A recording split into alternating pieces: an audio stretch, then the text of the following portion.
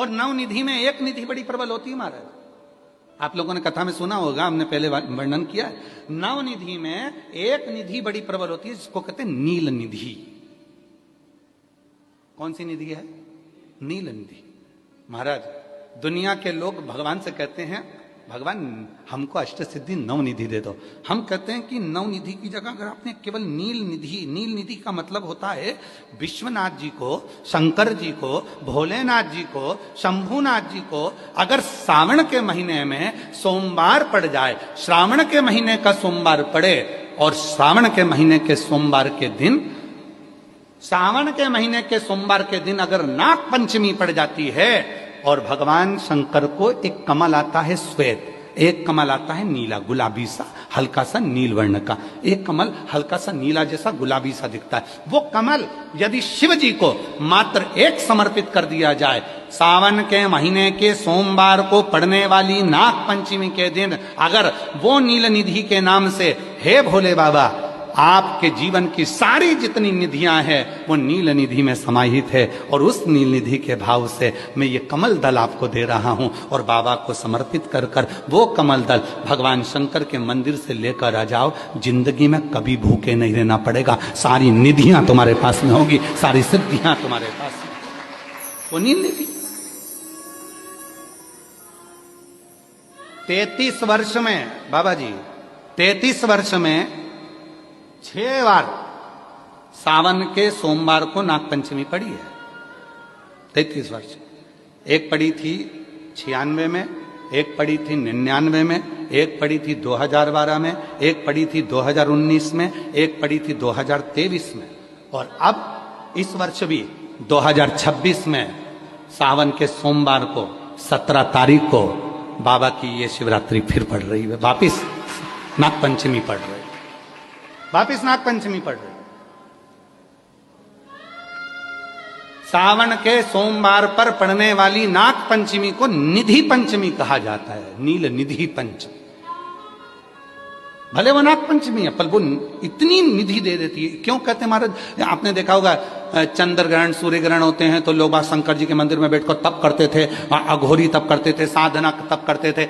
अब ये संसार का मनुष्य कोई अघोरी तो है, संसार का मनुष्य अघोर व्रत तो धारण करता नहीं है। संसार का मनुष्य तो बेचारा घर में डूबा रहता है, परिवार में डूबा रहता है, काम में डूबा रहता है। तो इसको निधि कैसे प्राप्त हो, इसको वो हीरा कैसे मिल जाए, इसको वो फल कैसे मिल जाए? तो उसके लिए स्वयं देवाधिदेव महादेव की कथा कहती है, स्कंद पुराण वर्णन करती है, शिव पुराण वर्णन करती है। सावन के महीने में जब सोमवार पड़े, सोमवार के दिन नाग पंचमी पड़े, नाग पंचमी के दिन जो नील पुष्प भगवान शिव को कमल का समर्पित कर देता है और उसी कमल के पुष्प को नील निधि के रूप में लेकर आ जाता है, उसके पास में कभी जिंदगी में ना अष्ट सिद्धि की कमी होती है, ना नव निधि की कमी होती है। उसका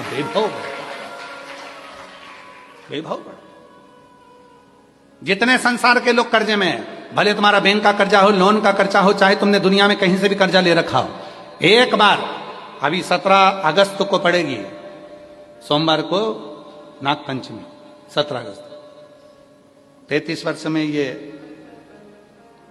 7वीं बार आ रही, बहुत रुक रुक के आती है सोमवार के, बहुत रुक रुक के, और ना जाने फिर अगला योग कब लगेगा। अगर मौका मिला है कर लो। और हमने यहां तक कहा यदि कमल का पुष्प ना मिले तो एक महाराज जी एक पुष्प होता है, वो नीले कलर का शंख जैसा होता है जो शिव जी को बड़ा प्रिय है। क्या बोलते हैं उसको? शंख पुष्पी, क्या वो नीलकंठ, हाँ एक नीले कलर का होता है। अभी तो यहाँ पर है नहीं, हम प्रयास करेंगे आपको उसका दर्शन कराए। चढ़ा है, लाओ चढ़ा है, लाओ जा लाओ।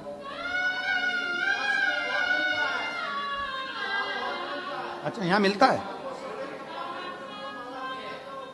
अच्छा हाँ ये देखो, अगर मान लो तुम्हें नील कमल ना मिले, नील कमल प्राप्त ना हो, कहीं सरोवर तालाब में अभी बहुत बारिश हो रही है, कहीं जाना नहीं, नील कमल नहीं मिल रहा है, तो ये नीला पुष्प अगर आपको मिल जाए, एक बार नील निधि के नाम से शिव को समर्पित करना और बाबा को समर्पित कर कर उसी को वापिस लेकर आना। बाबा मेरे घर में अष्ट सिद्धि नवनिधि निवास करे, कृपा करना। 1 साल के अंदर आप सब पत्र में लिखकर भेजोगे कि आपको किसी के दरवाजे पर हाथ फेराने की जरूरत नहीं पड़ेगी, भगवान जो वैभव देगा वो देखते बनेगा। नील निधि,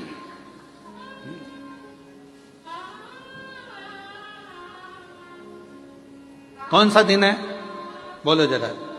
सावन के, जम के बोलो जरा, जम के बोलो। सावन के सोमवार पर यदि नाग पंचमी पड़े तो फिर हमें ना तो तप करना है, ना साधना करना है, ना कोई उपवास, ना कोई।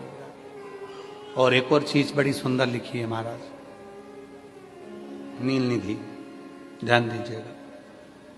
यदि डॉक्टर ने कह दिया तुम्हारे शरीर में कोई गठान है, बहुत बड़ा कोई रोग हो गया है, ये छूट नहीं रहा है, बहुत तकलीफ में पड़े हुए हो और मिट नहीं रहा, तब शिव जी के शिवलिंग पर एक दुर्वा, दुर्वा का मुख हो जलाधारी की ओर जहां से पानी बहता, बेलपत्री, बेलपत्री का डंडी का मुख हो जहां से जल बहता जलाधारी की ओर, और 2 छोटी छोटी कटोरियों में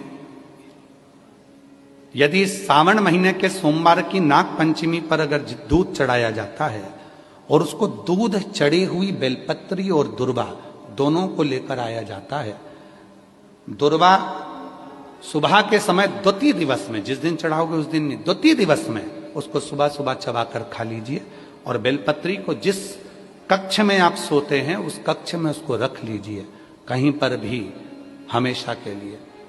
जो शरीर का रोग है वो धीरे धीरे मिटेगा ही, और 4 से 6 महीने के अंदर बड़े से बड़ा रोग सारी रिपोर्टें नील आकर सामने खड़ी है। ये कोई साधारण नहीं है। सावन महीने का सोमवार उस दिन पड़ने वाली नाग पंचमी, आप सबको तो साधुता है, अब की बार 17 अगस्त को पड़ रही है, और बाबा की कृपा से आपको ये कथा श्रवण करने को मिल गई नील निधि की। रोग